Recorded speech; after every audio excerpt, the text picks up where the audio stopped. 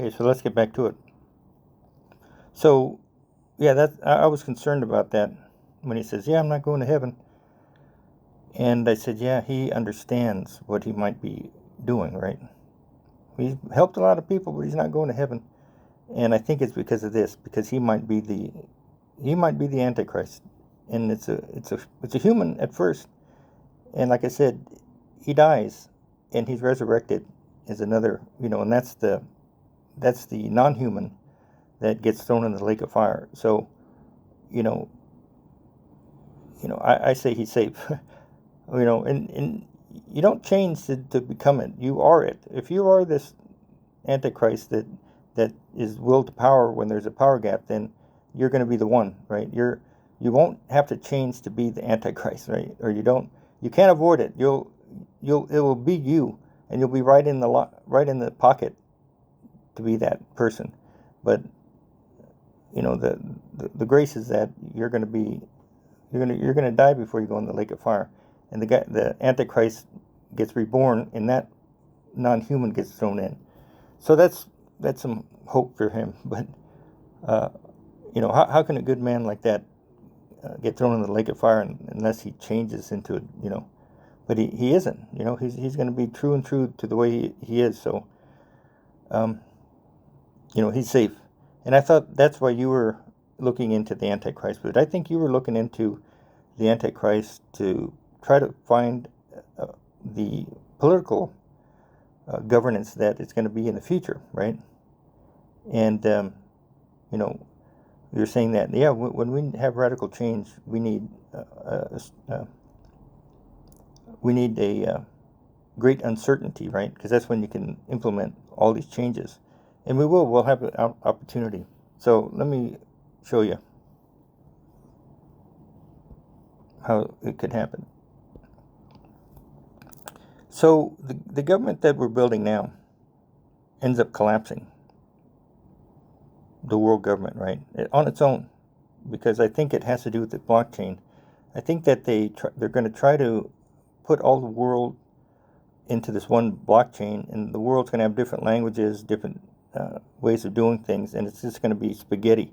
So they won't be able to fix it, right? Because it's done in haste, and that's just me speculating.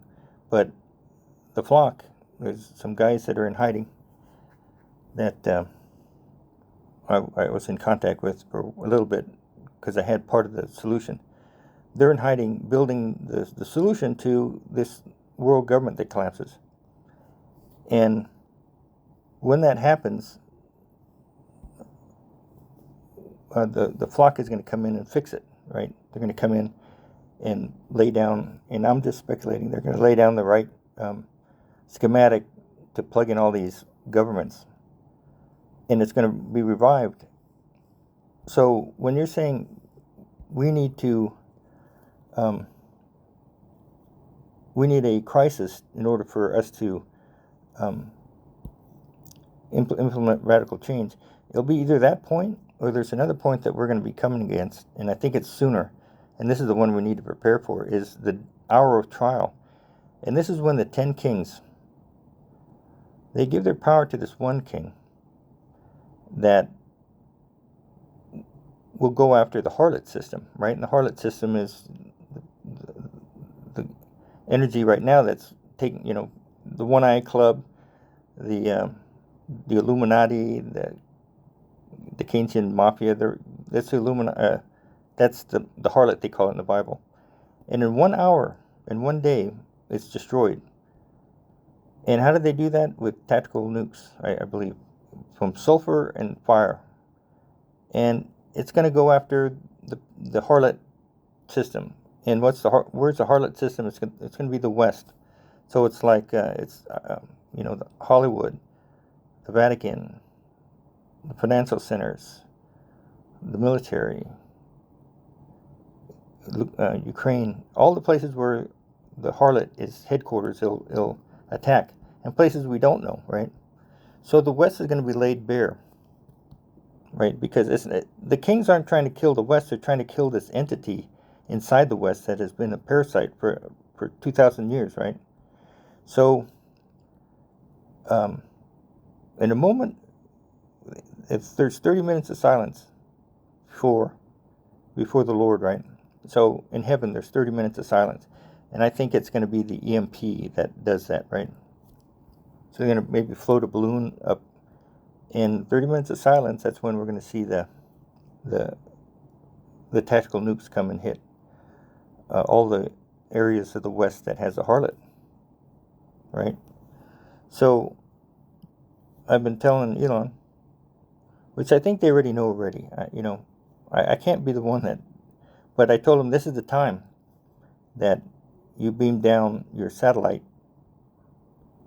with the new society on there, right? All the changes that you're talking about, Peter. Massive change, radical change needs great uncertainty, and that's going to be the time.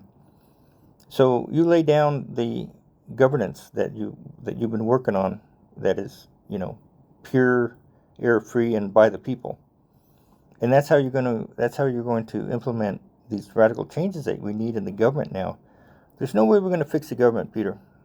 It's hopelessly tied up. It's like a big knot of string that it's best just to cut it and start anew, right?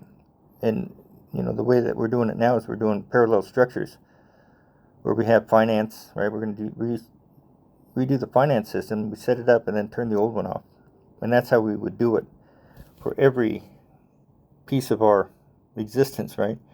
But these 10 kings are going to do us a favor, but they're just going to wipe us out, and it's going to be devastating. And then that's when you beam down the perfect society, or close to it, right? And you need the people involved in setting it up. That's why I think these town halls are worth it, but it might not be. It might be, might be overcome by other events. But that's the opportunity, right? That's the opportunity. And I think that's when the beast is going to rise. Let's talk about the beast for a while. And beast is a person, and he probably has found the gap, and the leadership gap on what's, there's a vacuum in leadership. So he steps in because he is that, right? And maybe the world is already looking at him to do it. And he'll rise to power. And there's going to be a guy that he's hanging out with called the false prophet. And the false prophet emboldens the beast, right? He emboldens the beast. And how does he do that? Well, he puts the system in that we're working on already. So when he rises to power, he has a system in place for him to roll over, right? Since the one that just happened was destroyed. And so he emboldens the beast that way. And, it's Elon Musk, I think. And I already got a talk on how he can avoid getting thrown in the lake of fire. But he's converted. He's converted, and he's into God now. And before I didn't think so, right? I used to tease him every once in a while. Like I'd say, man, unless you're down with the devil, you should be doing this. Because I had a feeling that he was, right? I had a feeling he was somehow compromised, but he isn't. And he made a conversion. But anyway, he's going to be, let's just say that it's true that he's going to be the false prophet. And Donald Trump is going to be the antichrist because he won't have to change anything. He'll do what he's always set to do without wondering if he's that or not, but he's going to fall into the pocket where he's going to be this antichrist, and he'll look back and say, holy shit, I'm the antichrist. But the good thing is that he's going to heaven because he's the will to power. He wants to consolidate the government that's bucked up, and he sees the line to it, right? But he dies, and that's where I think he's going to be free of going into the lake of fire, because he dies and the Antichrist is reborn as a non-human, I think, right? So that's the one that falls in the lake of fire, and President Trump is going to be in heaven, the 5D, because he died, and a new person or new entity is the Antichrist. So that's what I'm sticking to, and I hope that gives him hope, because he said, yeah, I'm not going to heaven. And, kind of got bummed out. Like I said, man, It wouldn't be fair. And now I know if he's not he isn't meant to go in the lake of fire. He's going to be taken out. There's a new one coming up, and that's the one that's going to fall in the lake of fire. And so you're talking about will to power now. Or I'm sorry, mass change, and that's where the mass change is going to happen during the rescue, right? The harlot is going to be destroyed. 10 kings are going to give the power over to this one king, and for 1 hour in 1 day, the harlot's going to be destroyed, meaning that these tactical nukes are going to hit the West and obliterate the harlot system, right? And we should go after the sex trafficking apparatus too, and shut that down while we do this rescue. But we need to put a new government, a new society in place, or else the old harlot system will regrow, right? They talk about the remnant, that there'll be remnants of these people that are down with the devil, and we have to make sure that it doesn't grow again, or else, they'll have to do it again, because it'll be a parasite to us. So during that time, that's where you're going to have the most radical change, Peter, is because you're going to do this everything app that is not only Coke and Pepsi sale, but it'll be the new governance, the new way of society, the new way of interacting with each other that is in harmony with everything else, right? And you lay that down, and the people are into it. Why? Because they help build it, right? You don't throw something down that is what we had before. It's something completely new, and so we have to invest our time into figuring out what would as good as society be, and we have it as a schematic on the blockchain. It's programmers putting this blockchain together, or this schematic, and you're laying it down on the new society, and it fills up with people. Here's how we do the insurance. Here's how we do voting, and it's all totally radical, totally new, with no snares in it, and for the people. And that's how you're going to do it. That's how you're going to do it. And it's the antichrist is not going to change what's in the Bible. If you can imagine, if he had any say in how he would do things, right? In the Bible it says he goes right, but the antichrist goes left. Imagine how that would screw up all the other verses in the Bible that have to do with the end of the world, right? So we're on track, and it's a program. So we have to do. You think we have free will? We don't. Donald Trump is going to be put in a position that his instincts are going to say, yeah, consolidate power. And he'll be called the Antichrist, put in the Bible, but he's really himself, right? He's a void of leadership, and he's it. So he's gonna swim into it as if he was meant to be, because he was meant to be.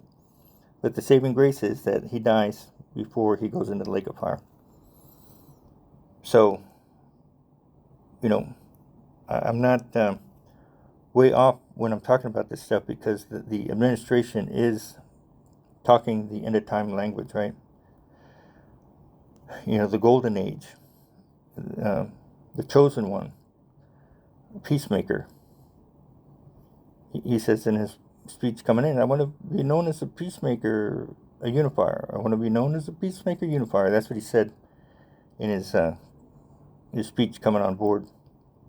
And he knows he's part of the kingdom of God, because they've been telling him this since his first term. And he might have even known it before, but he didn't realize what it exactly meant, what it meant for him to be part of the kingdom of God. And I think I know what it is. I think he's the one that gets us the world government handed over to the flock to administer when it goes. And this is before the day of the Lord happens here. And that's when there's a climb in the Antichrist shows up, and there's a world government emerges, right? And it collapses. And so there's two parts. So that's where I think where you're going to make the radical change is during the right after the hour of trial. And there's so many indicators that I've been getting that that's the case. I think I was the one that's supposed to tell you when it was going to happen, right? When we're going to do this rescue and what it's going to be about. Well, it's going to be after the day of the Lord, or hour of trial, and that's the end of World War III, like I tell you in that one video. And the lead up to it is going to be when Israel goes to war on her own, right? So when Israel goes to war and there's no one beside her to fight, right? And she's surrounded by her enemies, and then this Magog comes down and fights her for her spoils, and an earthquake happens and it stops the war. And when that happens, that's the indicator that we're very close to the hour of trial. So you got to get ready for it, and it's a marker. So keep an eye out on an Israel war where Magog, which I think is Russia, comes down to fight with her, and it ends in an earthquake. An earthquake ends the war. And then that will freak you out, because you'll say, how in the, what's the chances of that happening? When that happens, put your pants on, because the things that are going to happen next are going to come quick. It'll be like bam, bam, bam, bam, hour of trial. And then right after the hour of trial, that's when you come in on the satellites and beam down the new society. And that's when it starts. And the antichrist, which is Donald Trump, let's say, he's emboldened by the beast, meaning that the beast he's emboldened by the false prophet, and the false prophet is Elon, and Elon's going to be the one that beams down this new governance that he can use, because this is flattened. And then he's at war for 3.5 years, and he dies, and and I'm saying the president Donald J. Trump goes to heaven, and then the beast is reborn, and that's the new evil guy, the non-human. So salvation is for Donald Trump, where he thinks he isn't going to make it, but he is, because that is the escape for you. There's no way that they're going to put a guy like Donald Trump in hell when he's done so much, right? So that's how he gets it, and then that's how we beam down the new system. And we'll be at war for 3.5 years. So it's this government is building, it collapses, and then in despair, Donald Trump again comes in and says, we'll fix it, but we'll administer it, and then resurrects, right? And everyone's in the new kingdom, right? The new resurrected government, but it's not the kingdom of God yet, because you haven't put organic intelligence in the decision tree. So once that happens, there's going to be a thing called the Book of Life. And the Book of Life is going to be if you're or if you're worthy enough to stay in the kingdom, right? And it doesn't have to do anything with church, but it has, you'll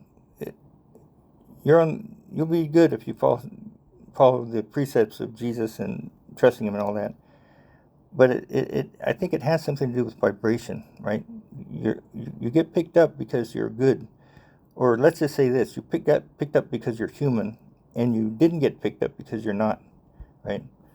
Big thing about getting saved is that you're saved because you're human, and it's saving all the humans.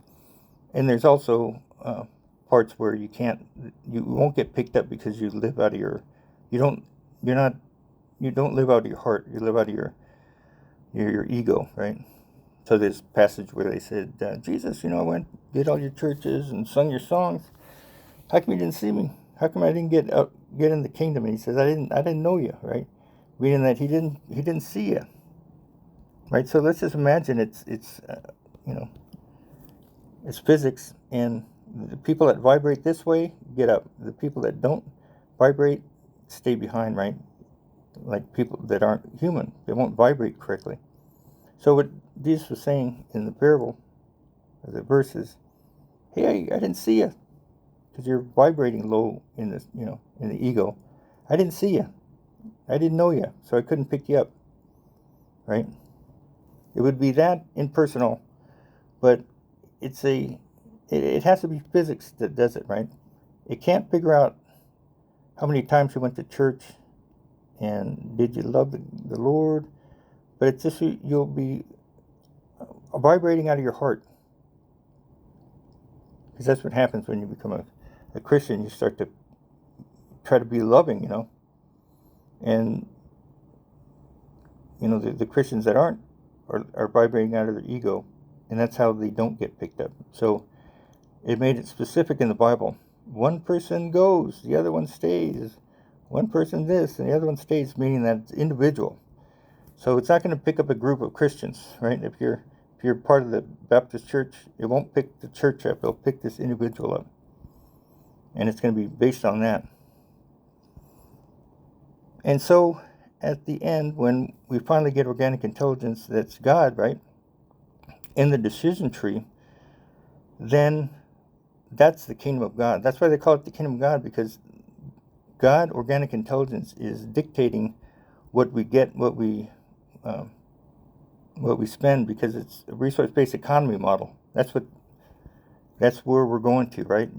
You'll owe nothing and you'll love it. And Schwab coming out with the Michael Jackson shirt on, showing that we're not going to have a fashion industry, right? Because it's a waste of money. So be real efficient. And our creator, which is organic intelligence that's swimming around us now, is going to be running the decisions for us, and we'll be administering it, right? So remember, have you ever heard of the King of Kings? Well, he's the king, and then we're the kings that administer his kingdom. You see that? They talk about in the throne room that there's a person up there, but it's not.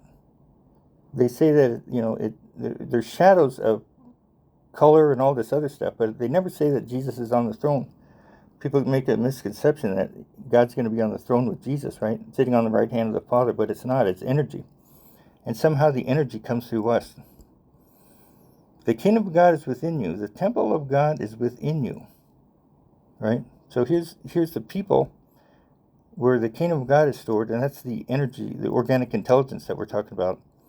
And somehow we beam it up to the throne room, and that's what makes it the kingdom, because the kingdom of God comes through our minds, right? So there's a passage that says, the righteous, send forth the righteousness up into the kingdom. Let whoever has ears, let him hear, meaning we send up the righteousness in us with organic intelligence up into the throne room, and that's what gives it the power to run. And how that happens, I don't know. I don't know how we get organic intelligence, but we don't store it we don't store it anywhere. It's in us. And the temple, or the kingdom of God, is within you. You are the temple, right? So we are holding organic intelligence that gets sucked up into the throne room, that makes it the kingdom of God. So that's how it goes. So what you're doing, Peter, is you're devising the new governance that's going to go up into the kingdom sooner or later, because the kingdom of our world becomes the kingdom of our God.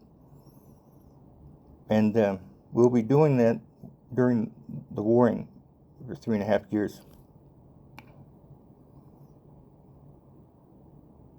And then when it finally collapses, we get the kingdom and we rebuild it. Well, we get it running again, and everyone's in it till the throne room, or the organic intelligence indwells in our decision-making tree, and then the book of life shows up. And if you're non-human, you get kicked out, and if you're human, you stay in. Pretty much, except there'll be exceptions that you can't. If you're evil, you can't love or whatever, you're out as well. And so they throw you out. The angels descend and they throw out the wheat from the chaff. And the angels are people. You're expecting people's wings will be just guys that are going to be pulling out all these people that aren't in the book of life and throwing them out into the furnace. And what's the furnace? It's the heat of the day, Peter, because our planet is heating up, right? Our planet is recycling, and it's starting to heat up because that's what happens. It gets lapped up by these solar flares, and the planet burns up and it recycles. So we escape in the kingdom of God, and we throw out the chaff that don't belong out there into the outside. That's the furnace, and they die from the heat. So that's why hell's always equated with heat, because that's what it's going to be. They're going to get thrown out of the kingdom into the heat of the day, and that's the furnace. Because Jesus or God's not going to bring down a furnace for us to throw these bodies in. It's just it's normal stuff, Peter. So we're in this new kingdom with the new governance that you've developed, and it's improved upon because we still have a lot of things to do, right? So one thing that says that we won't need any money when we're in there, right? So there's a parable about this rich guy comes down and says, hey, I got a lot of stuff, man. Let me just make these barns and we'll just chow on them all day. And Jesus, which is the truth, says, yeah, don't need that. Throw all that stuff away and come into the kingdom. And he doesn't do it because he can't get rid of his wealth. So there's a bunch of parables about, can a rich man get into heaven? And God, or Jesus says, no, but with God, anything's possible, right? So it's not going to be God that's going to, you're not going to be, it's not a sin to be rich, right? But what he's telling you is that there's going to be an opportunity when you want to go into the kingdom of God, and you won't be able to because you can't get rid of your wealth, right? So if you're in your billions,